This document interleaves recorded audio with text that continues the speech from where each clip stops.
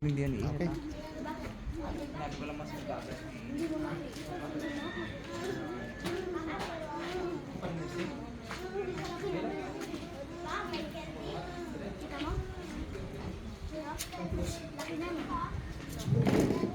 Hello po, pwede pong tayo dito sa harapan. Ayan.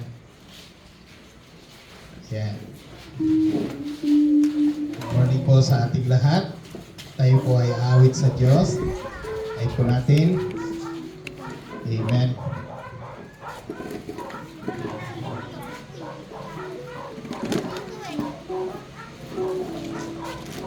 Wala na po tayo dito. Ayan. Sige po, tayo po lahat ay tumayo. Shamel, wag kang buhat ng upuan. Umupo ka lang. Pati ka lang. Okay? Okay po. Ayan. Sabihin nga po natin sa katabi natin, good morning. Ayan. Sabihin mo natin na good morning. Ayan. Limutas natin ang ating kamay. Tapan po natin. Okay? So malakas na palakpak po sa ating Panginoon. Ayan. So bigaw tayo ng praise the Lord. 1, 2, 3, go! Praise the Lord! Amen. Praise God. Tayo po ay awit sa ating Panginoon. Tayo po ay sasamba sa Kanya. Ayan po. Ayan. Wala.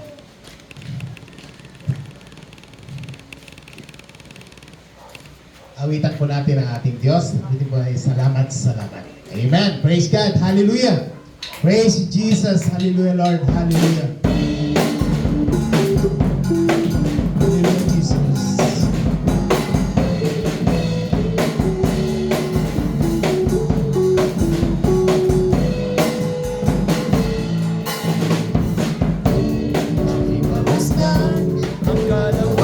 Sige po, awitan po natin ang ating Panginoon.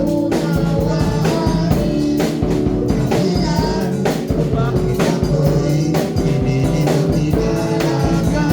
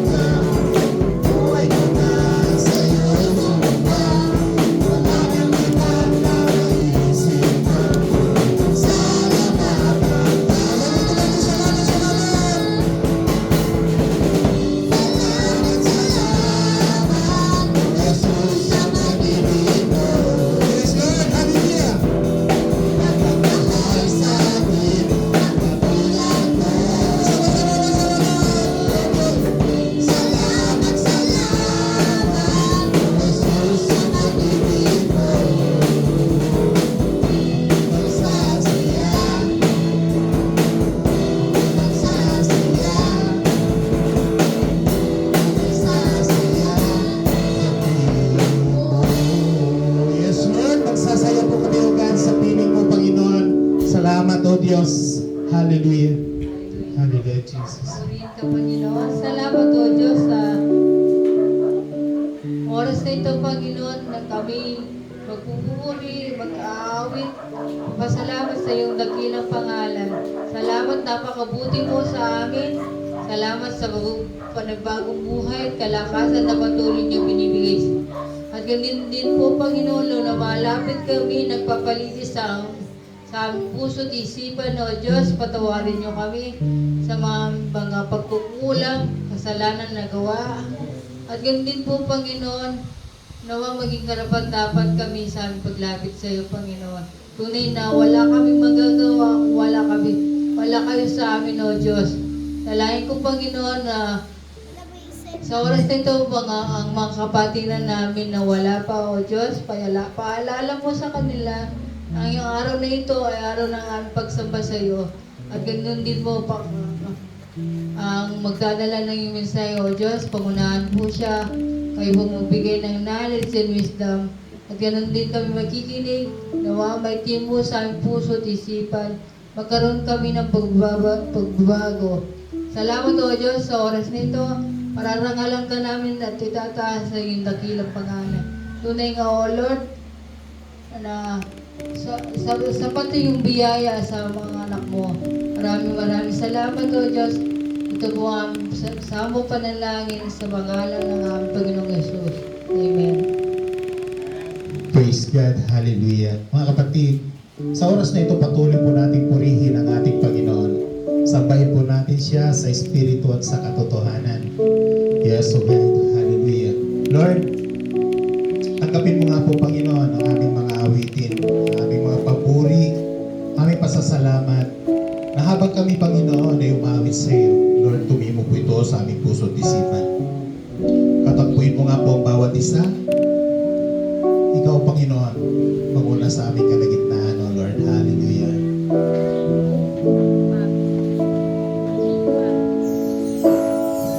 Hatag mo, O Diyos, tunay at dakila. Yes, God. Hallelujah. Ang pag-ibig mo'y wagas at walang kapantay. Sa aking puso, sa aking buhay, papuri't pagsambay, iaalay. Bukas noon, ngayon, magpakailanman, walhapin ka. Minsan pa po, awitin po natin katapatan mo, O Diyos. Hallelujah. Gawin po natin na panalangin po natin ito. Katapatan mo, O Diyos, tunay at dakila. Yes, God. Ang pag-ibig mo'y wagas at walang kapantay. Aming puso, sa aming buhay, papuri't pagsambay,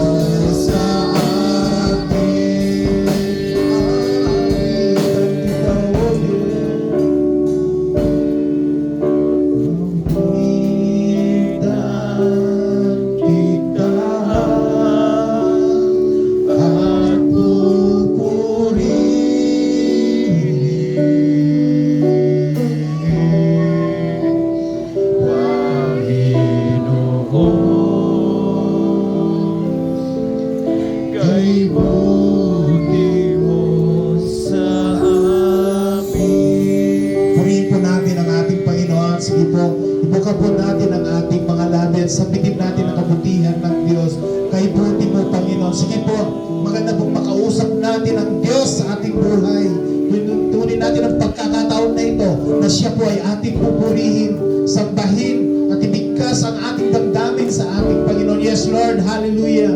Oh, hallelujah, hallelujah. We praise you, we glorify your name, O God. Salamat po, O Diyos, sa pagkakataon na ito na ikaw po ang aming nasumbungan, Panginoon. Salamat, O Diyos, dahil ikaw ang aming Panginoong Diyos na bibigay sa amin, Panginoon, ng lakas, ng buhay, at ng katapatan sa iyo, Panginoon. Salamat, O Diyos, sa iyong katapatan po sa amin. Bagamat kakamali po kami, Panginoon, di ka po nagpukulang sa amin, O Diyos. Patuloy ka namin nga pong aawitan, O Diyos, at sasambahin ng aming buhay, pupurihin, at itataas, dadakilain ng aming buhay, Panginoon. Ikaw ang aming Diyos na buhay, Panginoon. Hallelujah. Lord Jesus. Hallelujah. Aawitan kita at pupurihin,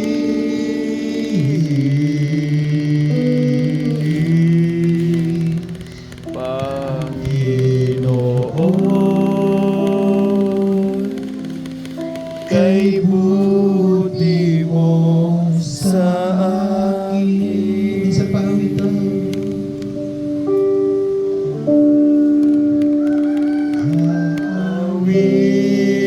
Awitan kita at pupurihin. Yes, Lord. Panginoon,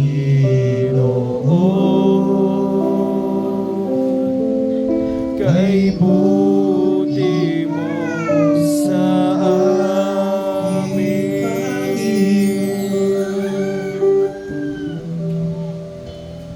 Panginoon,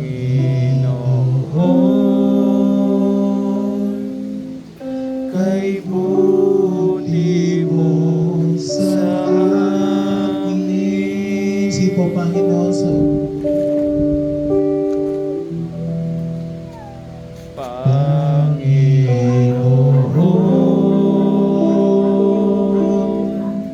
kay buti mo sa akin. Yes, Lord, palakpakan po natin ang ating Panginoon. Hallelujah.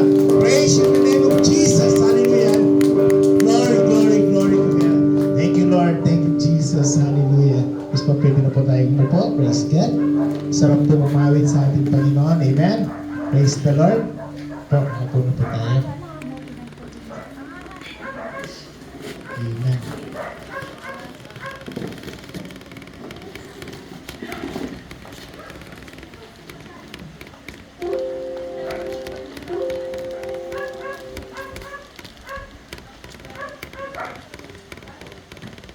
Amen. So, habang nag-prepare po, alam niyo po, napakabuti po ng ating Panginoon at ito pong oras na ito ay nais ko po sana makapag-testify po sa ating Panginoon. Alam mo, nagpapasalamat po ko sa Lord sa kabutihan po niya at siya po ang nagbibigay lakas. Sabi na po, this past few days po, busy po ako dahil po sa binigay na po ni Lord yung trabaho na hinihintay po natin. At salamat po sa kanyang kabutihan, salamat po sa kanyang katapatan, dahil po sa trabaho binigay niya lang po i-bless po kami, maging daluyan po kami ng pagpapala ng Diyos. Hindi po alam kung gaano po yung mga pagsubok na tinagdaan bago po nakuha ang trabaho na to at yung paghihintay na para kang susuko. Pero salamat po sa Diyos sa kanyang kabutihan. Amen. Palakpakan po natin ang ating Panginoon. Hindi pa sino pa po? Pwede mag-testimony? Dalawang testimony lang po. Meron po ba? Meron pong may patotoo? Ha? Sister Lani, meron? Eh? Diyan na lang. Huwag na lang po kayong tataya dito.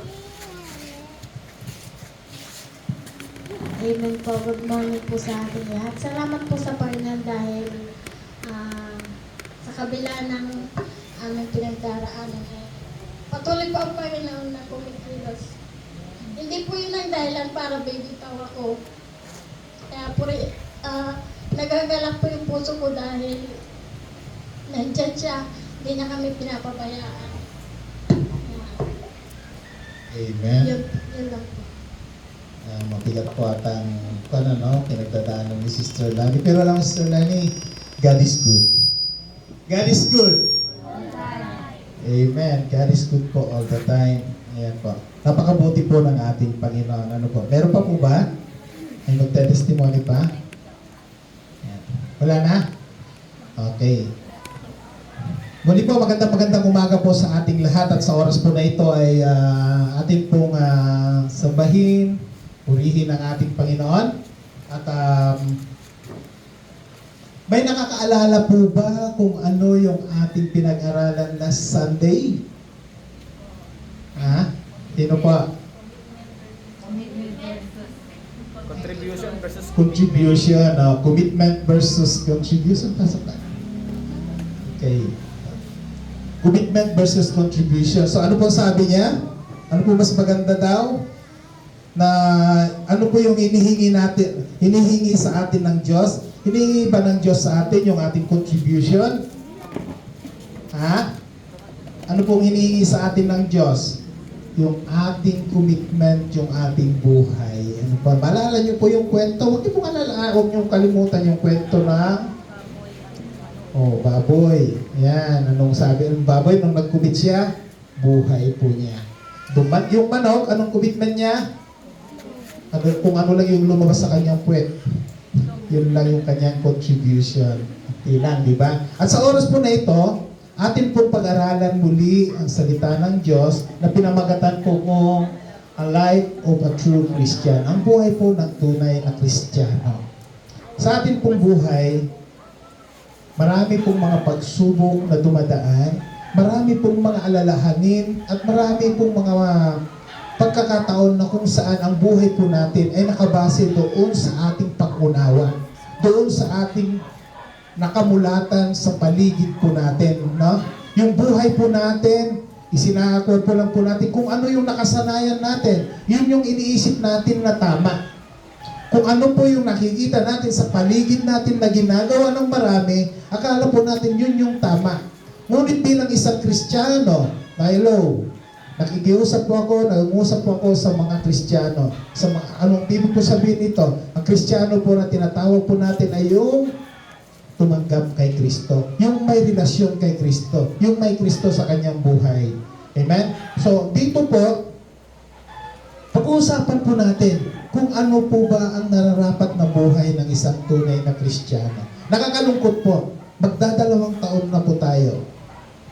At ano po ni Pastor Rex kanina, sabi niya, nag-discuss po niya about workers. Alam niyo po, natutulang hanggang ngayon po, wala pa po akong tinuturing na workers. Wala pa po akong nakikita workers sa church. At yun po yung kinalulungkot ko at hindi ko po magawa dahil duplikahid po ako. Iniisip ko po habang nagtatrabaho po, kaya lang po wala akong magawa. Dahil nagtatrabaho ako, kailangan, hindi ko po pwedeng bitawan ang trabaho ko dahil wala po pong mangyayari sa ating church. Wala po tayo, doon po sa ating ministry, kailangan ko po may talent po na binigay sa akin si Lord, which is pinagbubuti ko yung talent ko dahil doon po ako pagpapalain at magiging pagpapala. Maging daluyan ng pagpapala sa pamagitan po ng talent na binigay sa akin ni Lord, which is yung trabaho ko po. Although, ang puso po kung minsan gusto ko po kayo puntahan. To raise leaders sometimes ay hindi po madali. Madali pong mag-appoint, pero yun po in the process na kung saan hinihintay ko po yung pagkilos ng Diyos sa buhay po ng bawat isa. Magdadalawang taon na, 2 years. Actually po, magti 3 years na po tayo kung ikukan po dun sa taas, but dito po sa bawah, magto 2 years na po tayo. But kumusta po natin? Ang buhay po natin, yung commitment natin, and din yung buhay natin bilang isang Kristiyano. Kumustahin po natin yung commitment natin kay Lord.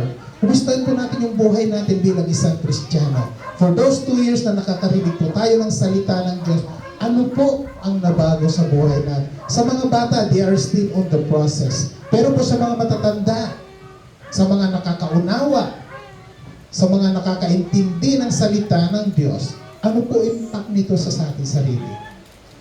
So buhay ng isang tunay na Kristiyano, ang sabi po niya sa Galatians chapter 2 verse 19 to 20, pwede po tayo tumayo at basahin po natin ang salita ng Diyos sa Galatians chapter 2, 19 to 20. Sige po, tayo po tayo mga bata, tayo po tayo. Okay, ganito po ang sinasabi, 1, 2, 3, go, sabay-sabay po natin. Sabay-sabay nga po tayo, 1, 2, 3, go. Ako'y napako sa krus na kasama ni Kristo, at hindi na ako ang nabubuhay, kundi si Kristo ang nabubuhay sa akin. At ang buhay na kinabubuhay ko ngayon sa laman, ay kinabubuhay ko sa pananampalataya. Ang pananampalataya na ito ay sa anak ng Diyos, na sa akin ay umiling at ibinigay ang kanyang sarili dahil sa akin. Amen.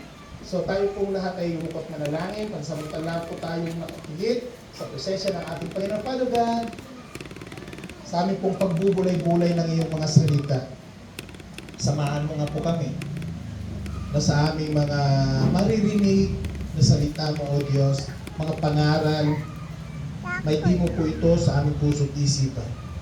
Na hindi po ito, Panginoon, magsilbing isang bola na kung narinig po namin ay tatalbog. Bagkus, Panginoon, hindi mo po ito sa sulok-sulukan, Panginoon, ng aming puso't isipan na sa bawat salita mo, Panginoon, magbibigay aral po sa amin, magbibigay lakas ng aming pananampalataya. Minsan pa, O God, sa iyo pong papuri pa sa salamat. In Jesus' name we pray. Amen. Ito po, makakaupo na po tayo. Gawin ko pong introduction po yung commitment po natin. Kasi po karugtong po nito, yung commitment po natin sa ating Diyos. Ang ating Panginoon, sa kanyang salita, kung atin po itong babasahin, ang lagi po niyang sinasabi dito, obedience, obedience, obedience. Pagsunod, pagsunod, pagsunod. Pag wala, may pagsuway sa utos ng Diyos, ito po ay hindi pagsunod. Kung may pagsuway, ito po ay isang kasalanan. Hello. Maging sa mga anak po natin, di po ba pag sumusuway sila? Maging sa mga kasama po natin, pag sumusuway, hindi nakuha kung ano yung gusto natin dahil ito yung gusto mong gawin niya, pero hindi nangyari, ano pong tendency nun? Magagalit ka. Amen? Mawawalan ka ng kung minsan nawawalan ka ng gana sa Kanya, nadidismaya ka dahil hindi siya sumunod. Sa ating Panginoon, sa palagay niyo po, hindi nangyayari yan. Hindi po kaya siya, itong anak ko na to, balik-balik, hindi na. Pero po kayang ganon sa ating Panginoon. May pagkukot siya or what, meron din pagbabago sa kanyang isipan. Kasi po sa buhay po natin, bilang isang Kristiyano, binigyan tayo ng Diyos ng angking kaisipan. Pag-iisip, sabihin nyo nga po, pag-iisip. Binigyan po tayo ng sariling pag-iisip ng ating Panginoon at ang ibinigay niyang pag-iisip na yan ay kaya nating i-analyze kaya nating himay-himayin sa buhay po natin kung ano yung mga iniutos, kung ano yung sinasabi ng Diyos. Kaya po sabi po niya, ako'y napako sa krus na kasama si Kristo. Ang sinasabi po dito, siya po bilang isang Kristiyano, Apostol Pablo, sabi po, napako na ako kasama sa krus. Anong ibig po sabihin nun? Yung dating siya po, nung napako, ano po bang ginawa ng Diyos sa krus ng Kalbaryo? Hindi po ba nagsakripisyo siya para po sa ating kasalanan upang tubusin ang ating kasalanan? Naghirap, nagdusa sa krus ng Kalbaryo. Para sa ganon, at hindi na ako ang nabubuhay, sabi po niya. Hindi na po tayo. So ito po yung karampuan po natin bilang isang Kristiyano. Nung napako ka sa krus, nung tinubos ka ni Kristo sa krus ng Kalbaryo, sabi po niya, hindi na ikaw yung nabubuhay dapat. Kahit tayo po nang tanggapin natin si Kristo, iniwan na po natin yung dating tayo. Sabi po niya na, at ang hindi, kundi si Kristo na hindi na akong nabubuhay. Tinanggap po natin si Kristo, hindi na ikaw yung nabubuhay. Pero malimit sa isang Kristiyano, nakikita pa rin.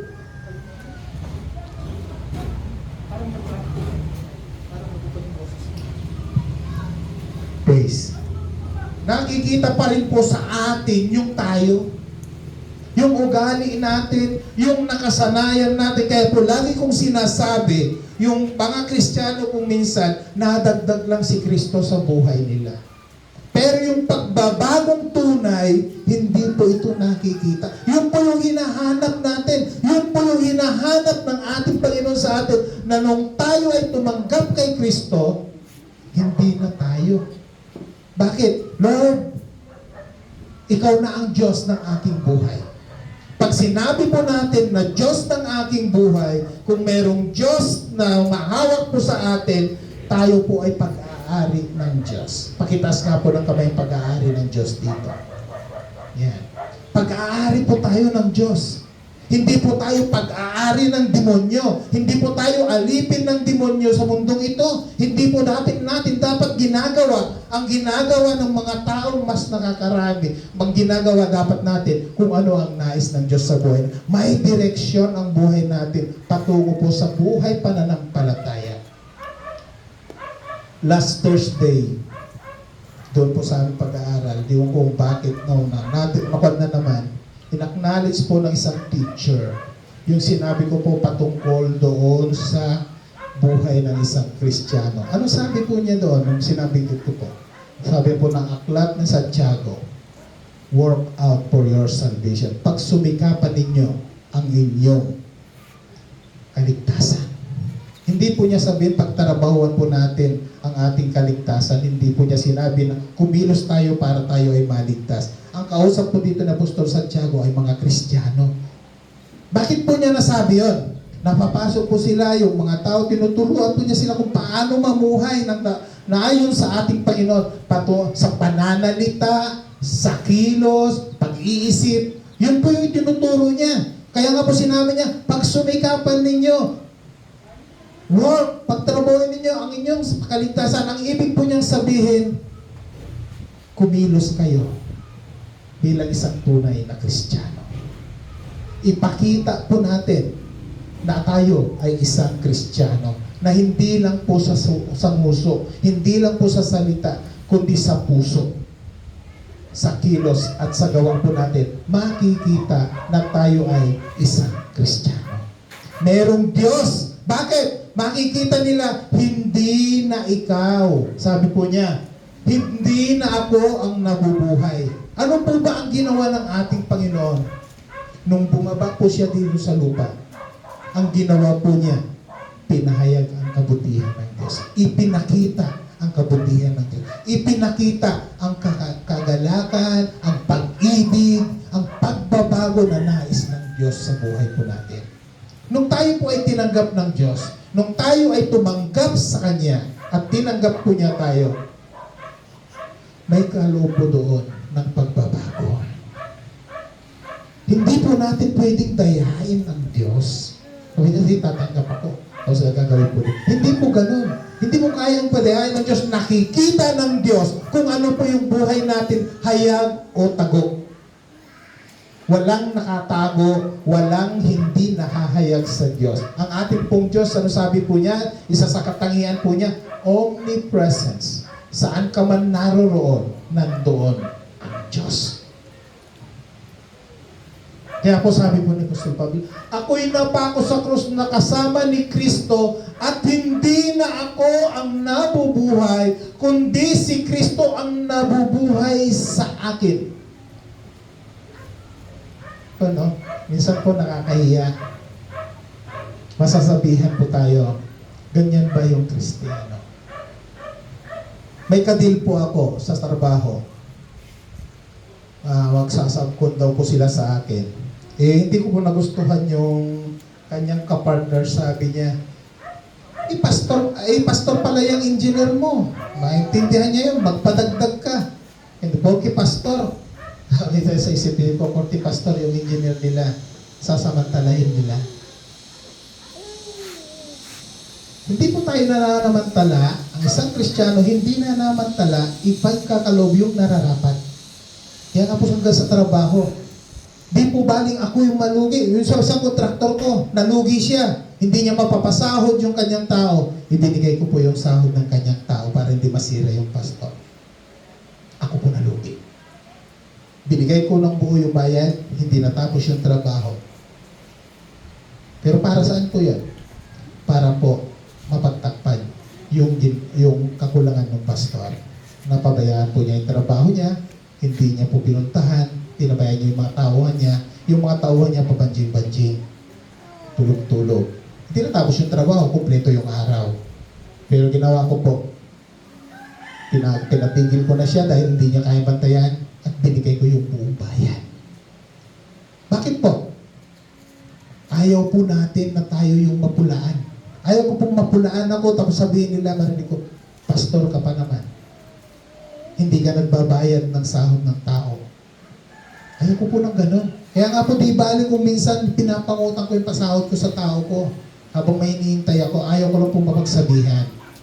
Ganun po sana tayo, na ayaw nating makarinig sa kapwa natin na yan ba yung Kristo. Pero alam niyo po, tandaan po natin, ang pagiging isang Kristiyano ay tunay na Kristiyano ay proseso. Sabihin niyo nga po, proseso.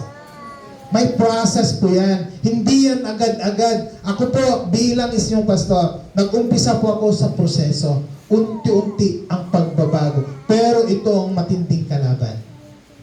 Hindi po yung paligid, hindi po si Satanas, hindi po yung diablo, hindi yung kasalanan. Ang isang matinding kalaban, isang matinding kaaway po natin, sarili po natin. Yung pagbabago, di po natin kayang tanggapin na minsanan. Di po natin kayang idaan sa proseso. Bakit? Ganito na po dati pa. May nabasa po ako sa Facebook. Sabi po niya, ay nagsisimba pa naman yan.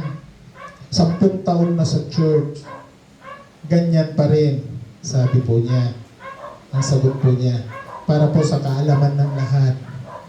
Nagsisimba po ako dahil hindi po sa wala na kong kasalanan. Nagsisimba po ako dahil nagkakasala po ko at gusto kong pasalamatan ng Diyos sa kabutihan po niya sa akin. Na bagamat ako'y makasalanan, na bagamat hindi ako perpekto, mahal pa rin ako ng Diyos. Mahal po ba tayo ng Diyos? So walang dahilan upang hindi ka magsimba, upang hindi ka pumunta sa church. Ikaw man ay makasalanan, ikaw man ay nasa proseso, ang deal na yan ay kayong dalawa ni Lord. Pero wag mong isakripisyo ang pagsamba mo sa Diyos. Napakahalaga pong pagsamba sa Diyos. Ito po yung time na ma-acknowledge mo ang kabutihan ng Diyos sa ating buhay. Kaya nga po, ang buhay na kinabubuhay natin ngayon ay sa laman, ay kinabubuhay ko sa pananampalataya. Yung ginagawa po natin ngayon, yung gusto po ng Diyos, sa sarili po natin na ito, ipapakita natin na ito yung nais ng Diyos. Kung minsan po, ang laman po natin, ang sarili po natin, may mga bagay na gustong-gusto natin. At kung minsan, tinatago po natin para hindi makita ng iba. Pero tandaan po natin, makikita ka. Nasa tabi ka natin. Bakit nakikita ka ng Diyos? Bakit nasa tabi ka ng Diyos? Mahalaga ka kay Lord. Sabi mo ka sa tabi mo, mahalaga ka sa Lord. Diba? Mahalaga ka kay Lord. Kaya kanya tinitignan. Kung hindi ka na niya tinitignan, kung pinapabayaan ka na ni Lord, ibig sabihin, wala ka ng halaga sa Kanya. Ibig sabihin, hindi ka na mahal ng Diyos. Pero, habang may nagpapaalala, habang may nagyayaya, habang may umaakay, ito ay nagpapatunay na mahal ka ni Lord. So bilang isang Kristiyano, narito po ang tunay na Kristiyano. Una, sabi po niya, laging matulungin. Ano po? Sabi po niya dito, laging matulungin. Di napapagod sa paggawa ng mabuti sa kapwa. Ano po ba yan? Di napapagod sa paggawa ng mabuti para sa Panginoon. Hello? Kung gumawa ka ng mabuti sa iyong kapwa, pupurihin ka niya tapos ang bayad. Pag gumawa ka ng mabuti at ibinalik sa iyo, bro, salamat, thank you very much. Ang galing-galing mo talaga. Ang bait-bait mo. Yung papuri, tinanggap mo na. Pero kung ikaw ay gumawa sa Diyos mo ito gagawin. Bakit mo gagawin ito para sa Diyos? Dahil ba ikaw ay mabait? Hindi po. ipinapakita po natin dito ang ating pananampalataya na ang ginagawa natin ay kagaya na ng ginagawa ni Kristo nung siya ay narito. Ito yung nais ng Diyos sa buhay po natin. Ano po yun?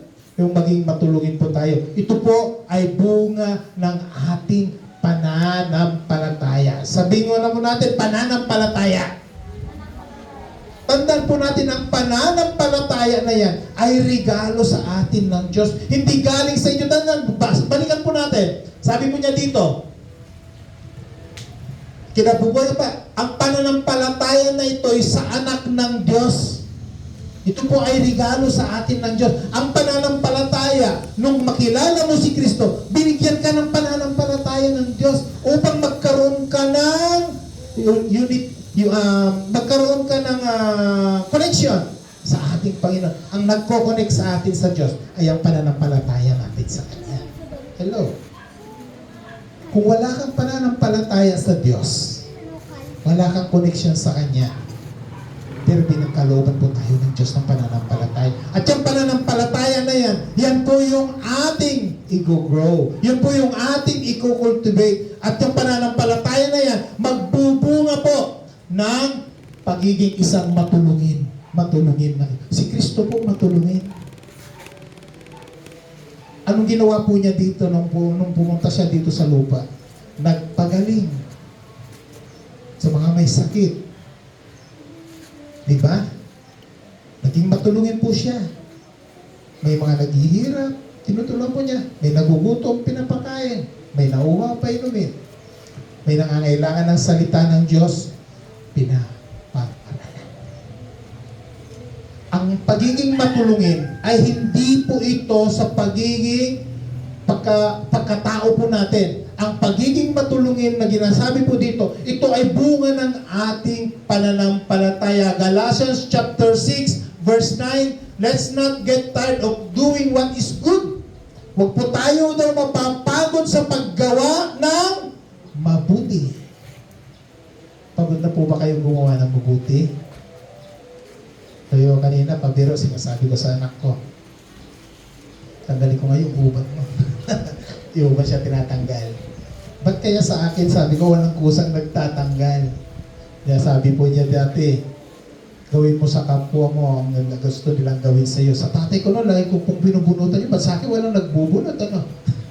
Sabi, kung minsan po naisip natin, gumagawa tayo ng mabuti para gawin din sa atin ang kabutihan. Naghihintay po tayo ng kapalit galing sa kapwa. Hello? Di ba? Kung minsan po, ang bait-bait ko naman sa kapwa, ba't sila? Hindi sila nagiging mabait sa akin. Ba't sila? Ganyan sila sa akin. Hindi na pagpapakabait. Naghihintay ka kapatid ng kapalit ng iyong kabutihan. Tandaan po natin, ang kabutihan, hindi po naghihintay ng kapalit.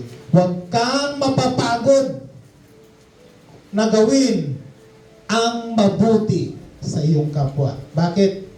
Tingnan niyo po si Kristo. May ginawa po ba siyang hindi maganda dito sa lupa? Lahat, nung nandirito po siya, ginawa niya ang nararapat ang gusto ng Diyos ang hanggang sa kamatayan. Pero anong ginawa ng tao sa kanya? Kinudya, itinaboy, ipinako sa krus, hanggang sa siya ay mamatay. Asan doon ang hustisya? Nung nakaraan, ang topic po ni Pastor Rex, hustisya, justice. Malala niyo po yun? Dapat pantay-pantay. Tandaan niyo po, dito sa mundo na ito, naghahanap po tayo ng pantay na hustisya. Pero tandaan po natin, ang naghahari, tanggapin natin o hindi, kasamaan.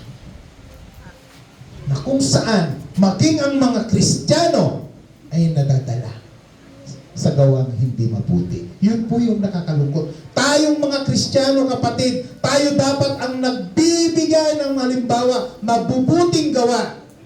Pero kung minsan, tayong mga Kristiyano, nahihila, gumagawa ng hindi mabuti. Pastor nga naliligaw. Pastor nga nakakagawa ng hindi mabuti. Pastor nga nagbabackslide. Pastor nga umalipat. Umaalis sa pananampalataya. Sabihin nyo nga po, ako pa kaya? Kung nagpabaya po tayo sa ating pananampalataya sa Diyos, Ano sabi? Ang tigre, si Satanas, nakaabang lang yan, naghihintay ng pagkakataon. At kung makakita siya ng isang pagkakataon, anong gagawin niya? Sasamantalahin po niya yon. Aakayin ka. Hihilain ka. Tungo sa kasamaan. Yung commitment po natin kay Lord. Yung buhay po natin na may pananampalataya, dapat nagbubunga ng mabuti. Hindi man sila gagawa ng mabuti sa iyo, huwag mong susuklian ng masama. Galit man sila sa iyo, hindi ka nila kinakausap, sineseparate ka nila dahil kaaway ka nila bilang mga kalaro nila o what sa mga bata, tandaan mo, hindi ka nila katulad. Hello? Hindi tayo katulad nila. So, hindi natin gagawin kung ano yung mga ginagawa nila dahil tayo ay may Kristo at dapat mamunga po sa atin ng isang kabutihan. Salbahe man sila. Sorry for the word. Mabuti ka pa rin. Dahil hindi ikaw yung sila. Sila yun. Sabihin nyo nga po, sila yun. Di ba? Tayo may Kristo. Okay po ba tayo doon? Sabi po niya dito, people around us don't deserve to be treated well. Ang mga tao daw po na mga nakapaligid sa atin dahil hindi po kanais-nais ang kanilang ugali, hindi po sila akma doon sa ating nais sa buhay po natin. Hindi sila karapat-dapat na i-treat or ano ba treat? Ituring sa kanila, ituring o suklian ng kabutihan. But because you are son of God, dahil ikaw ay anak ng Diyos, ipakita mo sa kanila kung ano ang isang tunay na Kristiyano. Amen! Sabi mo katabi mo, ipakita natin sa kanila, Kristiyano tayo. O mga bata, makinig kayo. Sabihin nyo sa mga kalaro nyo, Kristiyano ako. Diba? Ipakita nyo sa kanila. Hindi man sila magiging mabait, dahil may Kristo kayo mga bata, maging mabait kayo sa kanila. Number 2, sabi po niya, laging uhaw sa salita ng Diyos. Laging nagbubulay-bulay sa salita ng Diyos. Lagi niyang inaalam ang kalooban ng Diyos. Ano man ang iyong ginagawa, alalahanin mo kapatid, ano ang alalahanin mo sa salita ng Diyos? Alam niyo po yung naririnig niyo rito every Sunday, kung atin po itong pagyayamanin, you want more. Maghahanap at maghahanap ka pa rin. Bakit? Kukulangin yung salita ng Diyos na naririnig mo every Sunday. Kulang.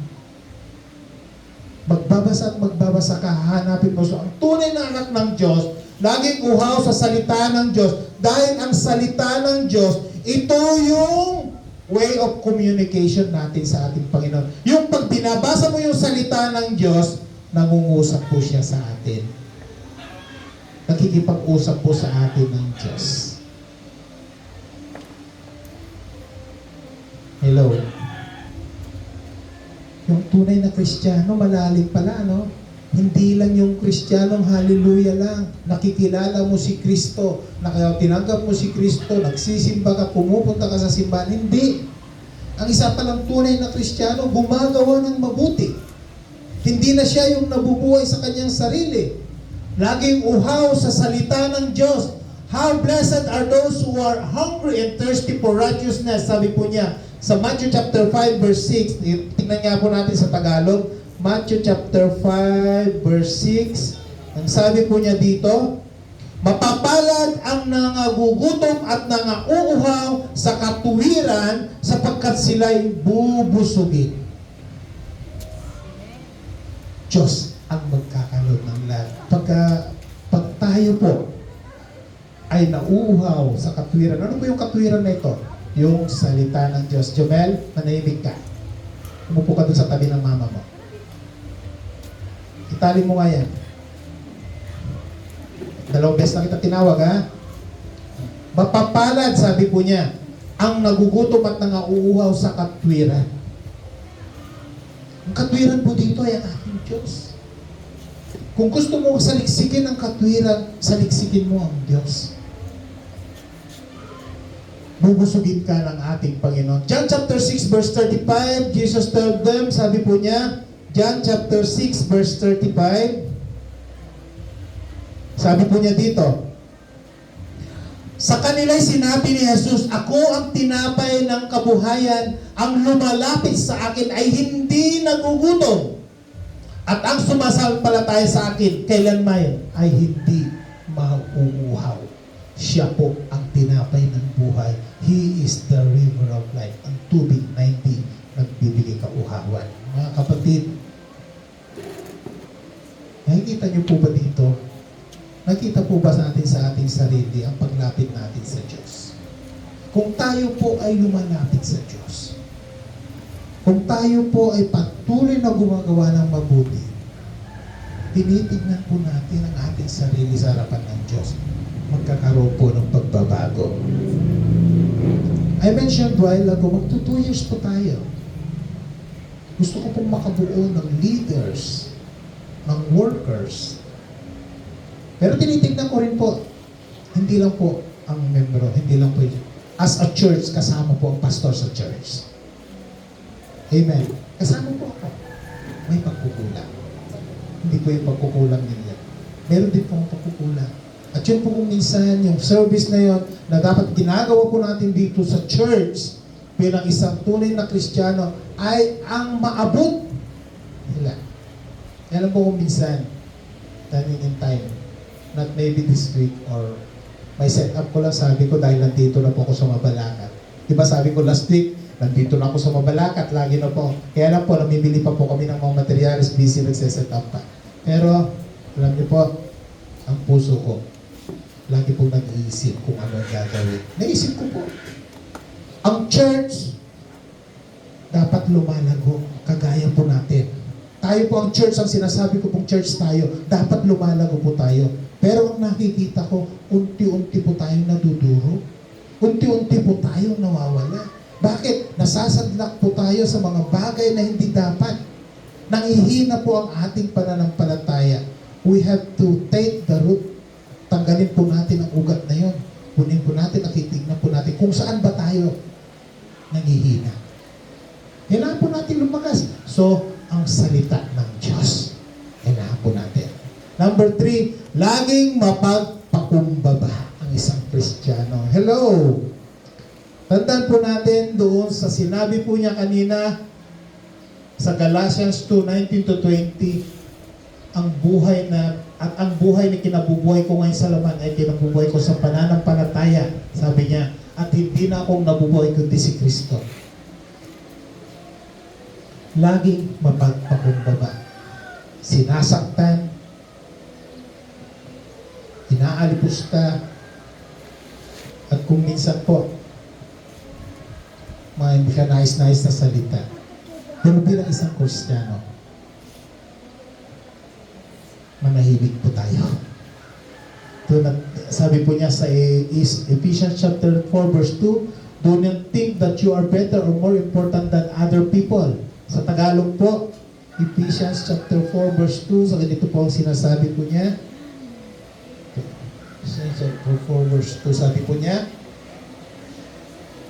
ng buong kapakumbabaan at kaamuan na may pagpapainihunod, mapabata with all lowliness and meekness, sabi po niya. Mali yung nilagay dyan is. Pagpakumbaba ng buong kapakumbabaan at kaamuan na may pagpapahinuhod na mga babatahan kayo sa pag-ibig, ay easy English version. Sabi po niya, love each other and do not become angry with each other quickly. Magmahalan daw po ang bawat isa at huwag biglang kakagalit-galit. Huwag walang galit. Ano po? So, ang kon po dito, pagiging mapagpakumbaba. Kaya po ba natin yan? Kaya po ba natin magpakumbaba? Minsan napakahirap ano? Yung inaapakan ka na, ginagawan na. Kung minsan po yung pride po natin, di po natin kaya. Nakikita ko po ito. Marami po nakikita. May mga ayaw magpatalo. Kung minsan po, dito po nagre-reflect yung personality po natin. Yung hindi natin pagpapakumbaba. May rason po tayo lagi. May dahilan po tayo lagi. Magpakumbaba tayo, Panginoon. Pero sabi po niya, pag may pagmamahal tayo sa isa't isa, mawawala po yan. Sabi niya, humility is the fear of the Lord. So yung pagpapakumbaba mo pala ay tanda ng pagkatakot mo sa Diyos. Paggalang mo sa Diyos. Pagpapakita na si Kristo ay nasa sa iyo. Wow! Palakpakan po natin ang ating Panginoon. Praise God. Humility is a sign na ito po ay fear of the Lord. Sabi niya, ang kagantihan sa kapakumbabaan at ang pagkatakot sa Panginoon ay kayamanan.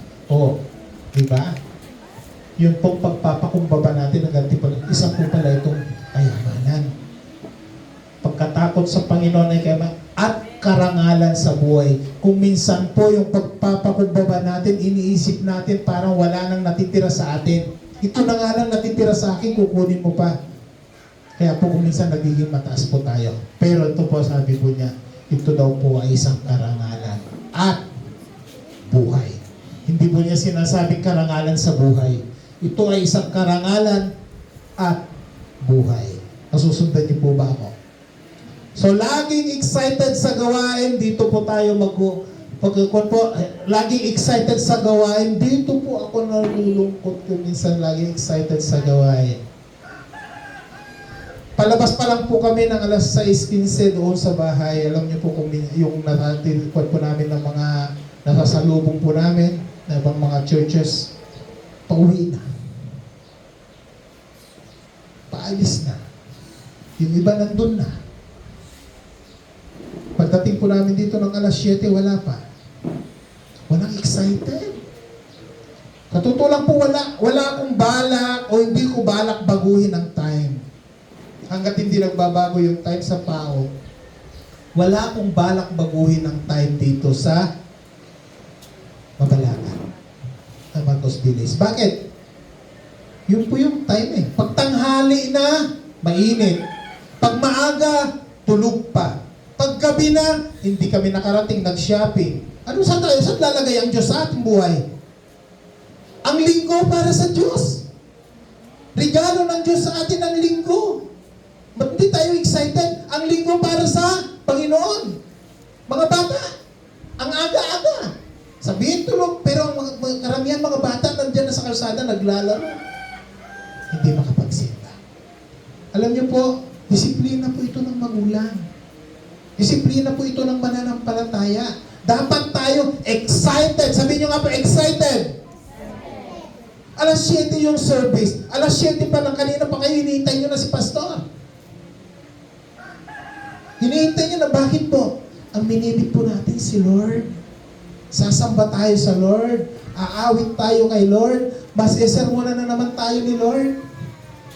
Pag naririnig po natin yung sermon ni Lord, ibig sabihin kung tumatagos pa po sa puso natin, ibig sabihin, may natitira pang nakabukas sa ating puso. Pag ito ay wala ng silbi, pag ito ay hindi na tumatalaw sa'yo, sarado, kandado, nakapadla. Pero bubuksan ng Diyos yan pag pagkatuloy ka ng makikinig. Yung commitment mo na sarili mo, punta ka. Una po, sa tinitignan sa isang Kristiyano, disiplina. Dito po kami lagi nayayari sa oras. Kami din po nayayari, din po kami lagi sa oras. Natandaan po natin, ang pakikipag po natin sa Diyos. Tignan po natin ang ating commitment sa Lord. Sabi po niya, laging excited sa gawain.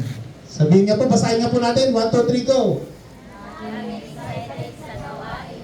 Lakasin nyo naman. Hindi naman ka-excited. Ulit, 1, 2, 3, go! Laging excited sa gawain. Ayan, laging excited sa gawain.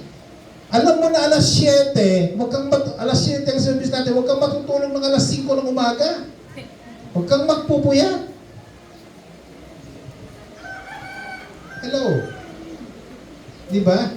Sabi po niya dito sa Hebrews 10:25, na huwag nating pabayaan ang ating pagkakatipon na gaya ng ugali ng iba. Sino yung iba yon? Na pinababayaan nilang pagtitipon. Sabi niyo nga po sila yon. Hindi tayo yan, ano? Excited po tayo. Amen? Laging nananalangin. Sabi nga po natin, laging nananalangin.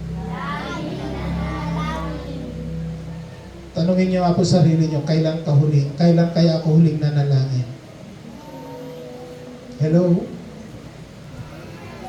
Mga bata, tanungin niyo pag uwi niyo mamaya sa bahay, ha? Tanungin niyo assignment niyo, ha? Kailan ka huling nanalangin?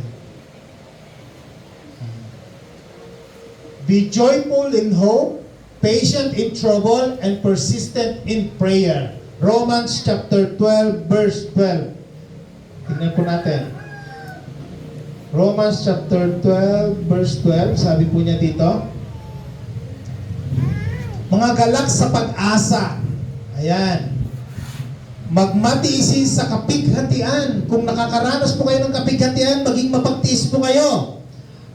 Magmatyagain sa panalangin. Ayan, magalak kayo sa pag-asa ng ating Panginoon na hindi natutulog. Magalak po tayo dyan. Panghawakan natin ang salita ng Diyos. At sa kapighatian po, magtiis po tayo, magtiyaga.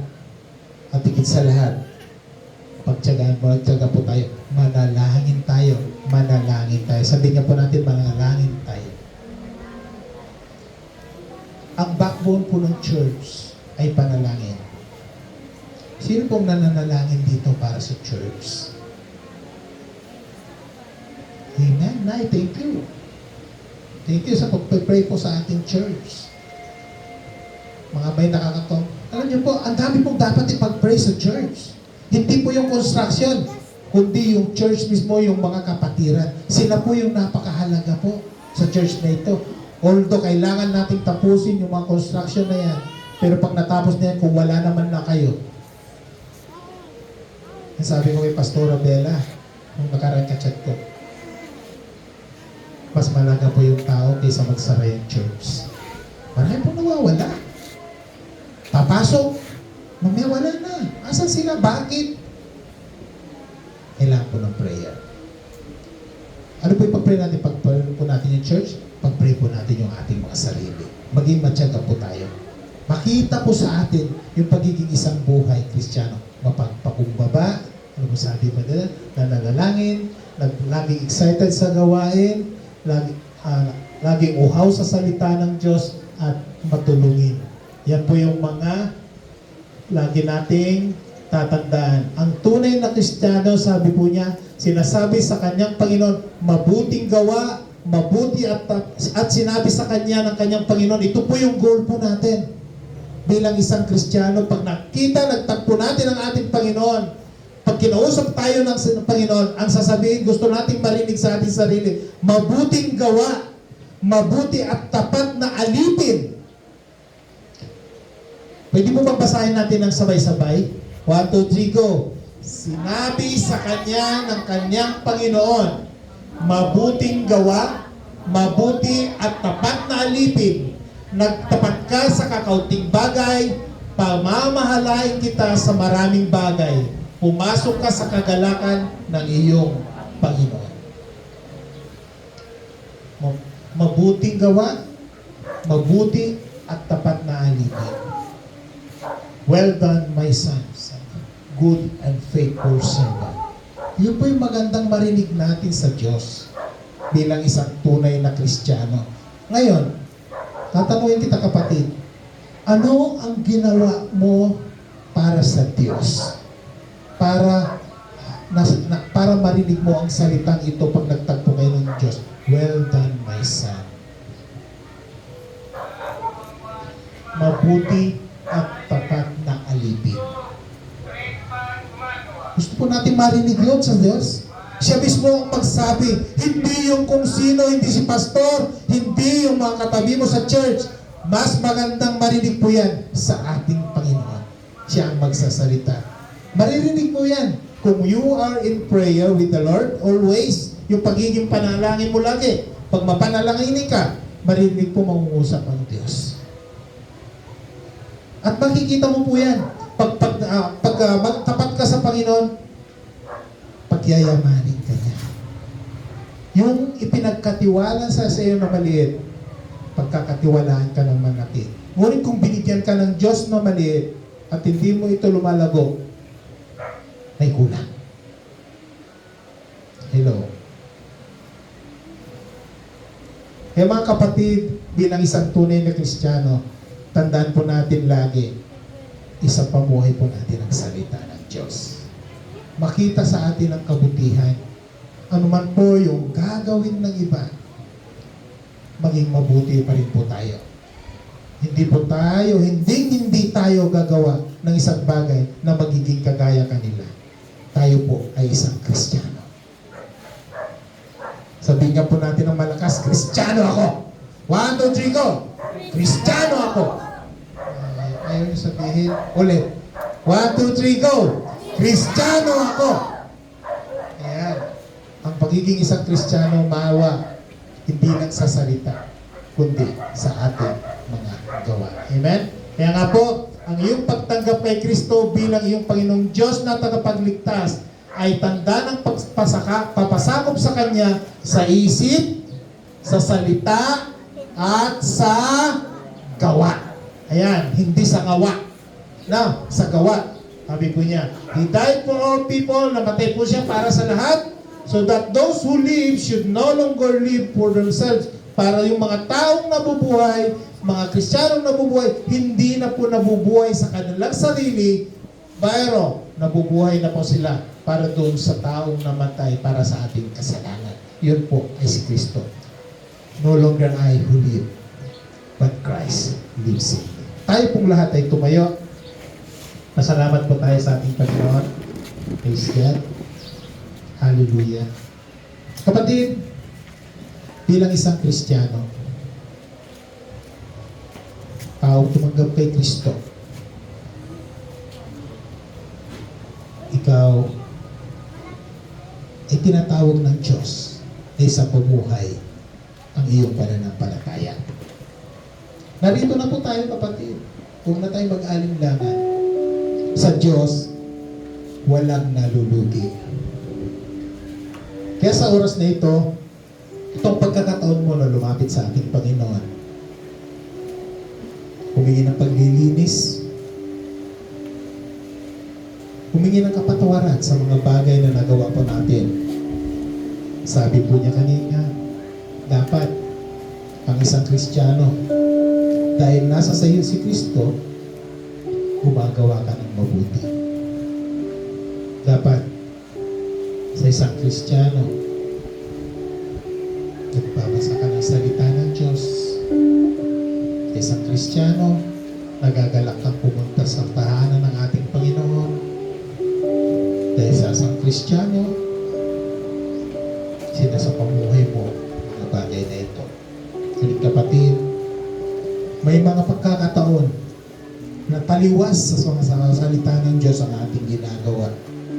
Dumarating ang pagkakataon nang nasusunod ay yung bulong ng kaaway kung ano yung gusto natin. Hindi natin isa sa pamuhay. Maging sa isip natin, maging sa salita po natin, maging sa gawa kung ano nga ba ang dapat na isang buhay ng isang Kristiyano. Kung salamat sa Diyos. Father God, narito po ang iyong mga anak. Nakikita mo, Panginoon, kung ano, O Diyos, ang kanilang kalagayan. Ang aming kalagayan, Panginoon, dahil sa mga bagay na mga ginagawa po namin na hindi nakakalugod sa iyo, natuturing na hindi maganda ang aming kalagayan sa iyong harapan. Ngunit dahil sa iyong biyaya, dahil sa iyong pag-ibig, Panginoon, Lord, tinatanggap mo pa rin kami. Kaya Lord, sa oras na ito, narito po kami, Panginoon, humihingi ng kapatawaran sa iyong harapan. At nagpapasalamat kami, Panginoon, dahil sinabi mo, Kung kami hihingi ng kapatawaran sa iyo, kami po ay iyong patatawarin. Mamahalin at i-restore mo, Panginoon, panunumbalikin ang pananampalataya namin sa iyo. Kaya Lord, ang church na ito, ang dalangin ko, Panginoon, baguhin mo, O Diyos. Tikisin mo ito ng iyong pag-ibig. Makita nawa nila, Panginoon, nandun nawa, O Lord, sa bawat isa, na in every Sunday, O Lord, we are excited. Na sa bawat ginagawa po namin, Panginoon, alam namin na dahil nandyan ka, gagawa po kami lagi, di-display namin, Panginoon, ipapakita namin sa aming kapwa ang pananampalatayang tinanggap po namin, ang buhay ng isang Kristiyano. Kapatid, narinig mo ang mga dapat mong gawin din ng isang tunay na Kristiyano. Isa pamuhay mo ito. Hindi upang ipakita sa tao, kundi upang ipakita mo sa Diyos na bilang isang anak niya, ikaw ay kanyang tinago at ikaw ay nagbabago. Sa prosesong ito, dalangin ko, samahan ka ng Espiritu ng Diyos. Hallelujah. Father God in heaven, thank you very much pagkasama mo po sa amin. Salamat sa salita mo. For we know, Lord God, ng salita mo, Panginoon, ay katulad po ng isang punyan na magkabila kay talim, sumusugat, nanunood, hanggang sa kasulog-sulugan ng aming mga buto. Ngunit salamat, O Diyos, sa pagpapaalala mo na ito dapat ang aming gagawin dahil kami ay mga anak mo. At ikaw na ang bububuhay sa amin at hindi na kami. Salamat sa pagpapaalala mo, salamat sa pag-ibig mo, at higit sa lahat, Panginoon, sa pagpapatawad at pag-unawa. Father God, baguhin mo po ang puso ng bawat isa. Baguhin mo ang church nito. Itama mo po, Panginoon, ang aming mga gawa. Minsan pa, sa iyong papurit pasasalamat, in the mighty name of our Lord Jesus Christ we pray. Amen, amen, amen.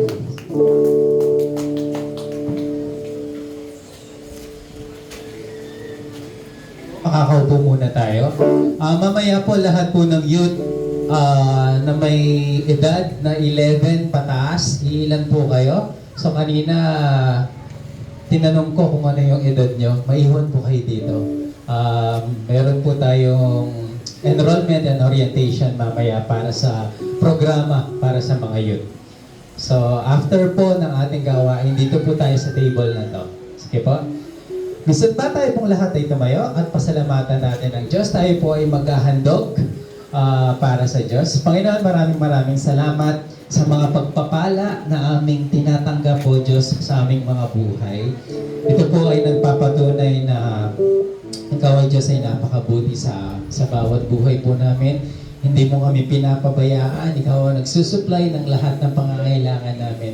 Lord, minsan pa, sa pamamagitan ng gawang ito, ng pagbibigay para sa iyong gawain, may pahayag namin kung gaano ka namin kamahal, na even, Panginoon, yung mga financial na bagay, nais ka namin maitaas. Lord, i-bless mo ang mga kinabubuhay ng aking mga kapatid. I-bless mo ang bawat trabaho, ang bawat business, at pinagkukuhanan ng kanilang mga kinikita, O Diyos. At nawa, Panginoon, mahalaya kami, Panginoon, sa financial freedom, Panginoon. Lord, maraming salamat sa lahat ng pagpapala. Ito po aming sapat panalangin sa pangalan ni Jesus. Amen. Sige po, pwede po natin dalhin dito sa harapan yung handog po natin sa Diyos.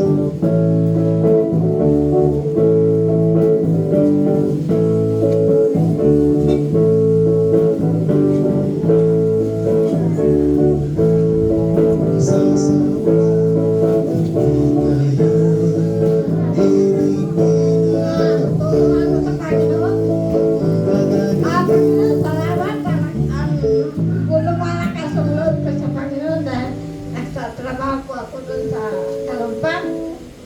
sabi ng kapatid, ay, si ate, baka ka, araw-araw naghahanap-buhay. Pero natutuwa ko sa ganun. Kaya nga, ito na ko na iisip ko namin ko. Okay po. Ha?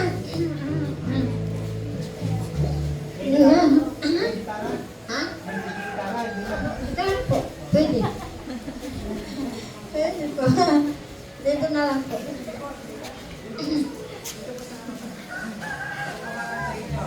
Mga kusutan. Nang ako'y grade. Nang ako'y maging Kristiyano, buhay ko ay nagbago. Kadiliman ng kahapon, nagliwanag na ngayon.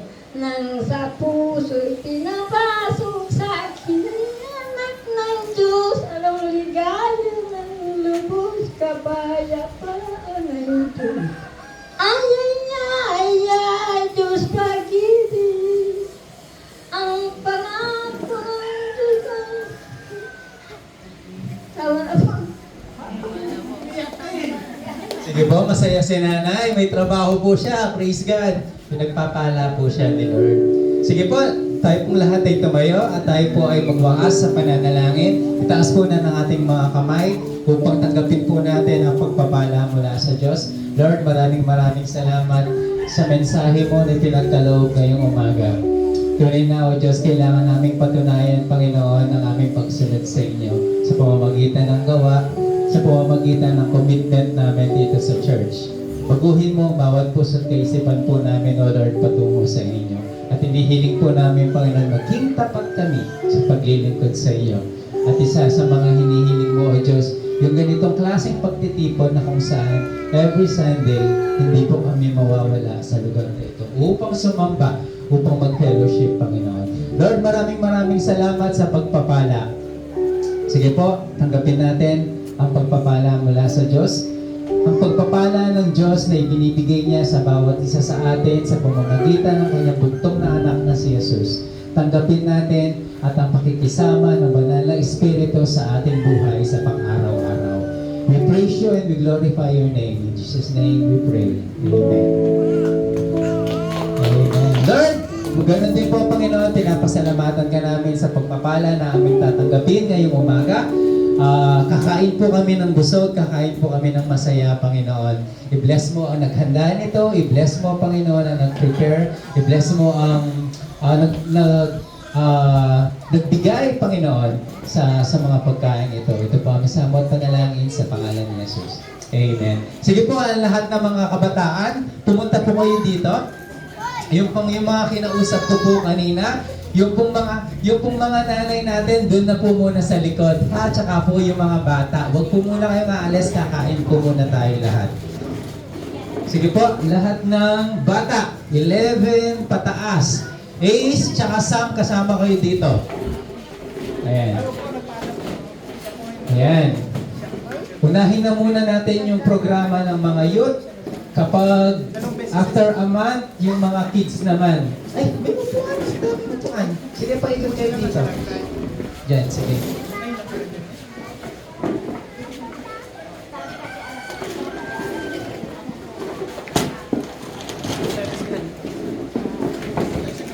Kailangan po natin yung table, kaya kailangan may upuan kayo. Sige, Graciela na. Ano kayo dito? Sa gilid. Yan. Isi-serve na lang yung pagkain mamaya sa inyo. Ace, tsaka Sam, sumali kayo dito. Dito kayo banda.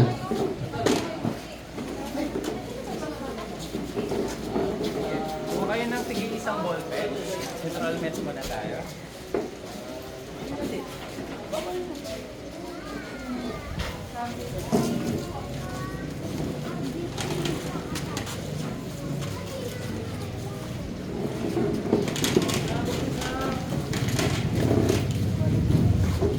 Daya, maki-explain. Lagi na nasa planggana yun po yung para dyan. Pinakutubod ko na po yun.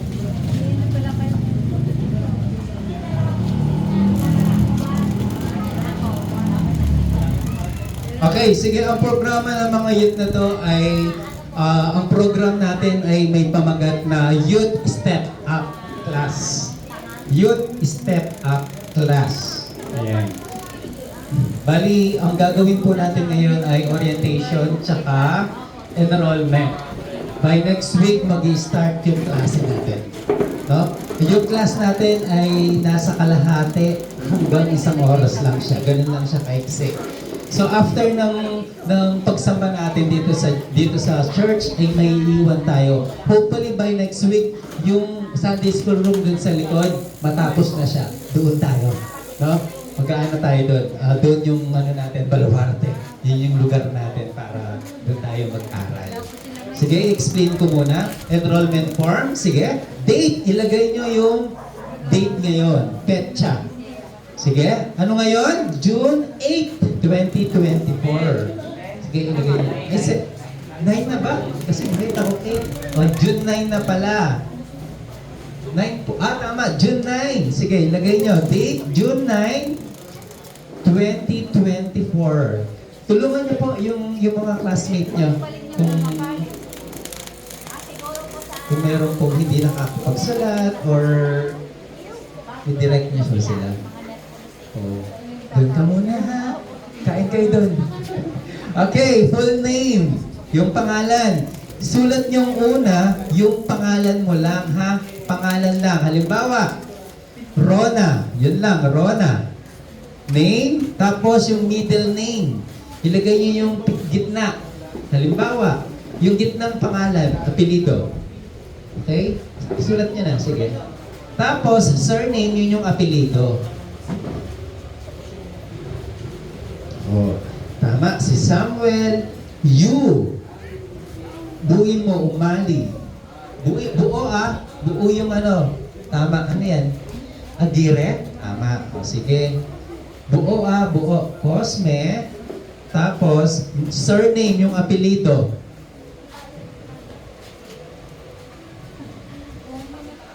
Okay. Okay, next. Address. Ilagay nyo yung address sa bahay nyo. Kung saan kayo nakatira. Address. Alam nyo ba yung number ng bahay nyo? Hindi. Hindi. Kung hindi nyo alam, lagay nyo na lang San Marcos Village, Mabalacat, Pampanga.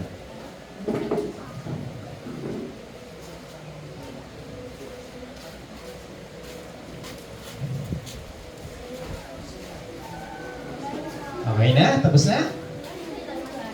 Next. Cellphone number. May cellphone ba kayo? Ha? Wala? Sige, kung meron, ilagay nyo yung cellphone number nyo. Kung meron lang. Pero kung wala, okay lang. May Facebook ba kayo? Ilagay nyo yung Facebook account nyo dyan.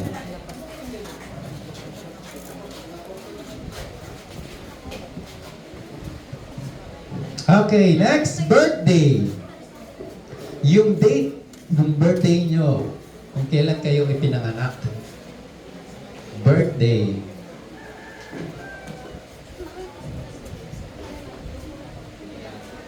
At ang panghuli, edad. Ilagay niyo yung edad nyo dun sa dulo.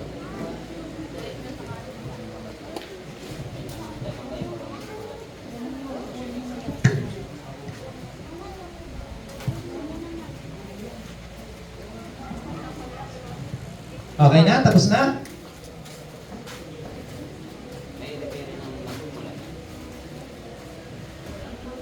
Okay.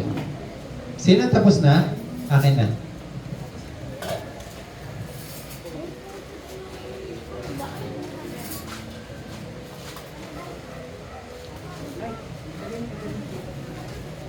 Ilang taon ka na? 12 ka pa? 12. Sige. Okay. Kasi ito na 12 na. Malatiya. Okay, si Rona ay 12 na rin. Okay. Si Shaira, 12. Okay. Nanito, French Jean. Okay, 14 na siya. Sige. So ngayon, okay, ibalik niyo dito lahat ng ballpen para may magamit tayo. Susunod. Sige, orientation tayo ngayon. Actually, kulang yung bilang natin. Asan yung mga ibang kabataan na kasama natin? Bakit wala sila? Bakit wala sila? Diba? Nagme-message ako dun sa messenger, tsaka nai-announce last week, lahat ng kabataan, invite nyo para mag-enroll na tayo at mag-orientation, mag-start na. Asan yung assignment mo, Graciela? Sige. Okay, may pagkakataon pa naman. Next week, Next week, dapat mas marami tayo. Yung mga ate natin, si Navon, si Princess, asan sila? Bakit wala sila? No? Yayain nyo. Kumustahin nyo sila. Sina Ashley, wala. Anyari. Ayan. Sige po. Ace, baka gusto nyong kumilos lahat ng kabataan, ha? Hindi kayo nagtatrabaho. Pansin ko lang. Wala kayong ginagawa.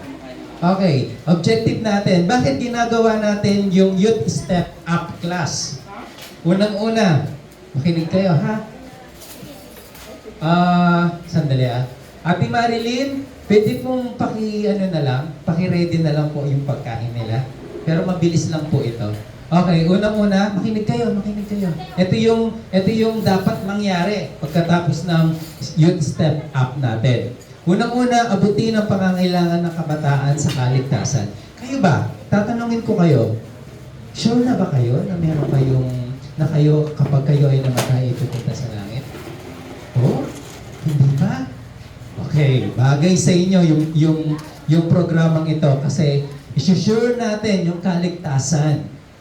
No, dapat ngayon pa lang bilang kabataan, habang bata kayo, habang buhay pa tayo, kailangan sigurado tayo na tayo ay pupunta sa langit. Kasi mahirap na, baka mawala tayo dito sa lupa. Biglaan. Hindi natin masasabi, di ba? May mga bata ngayon, kabata-bata nila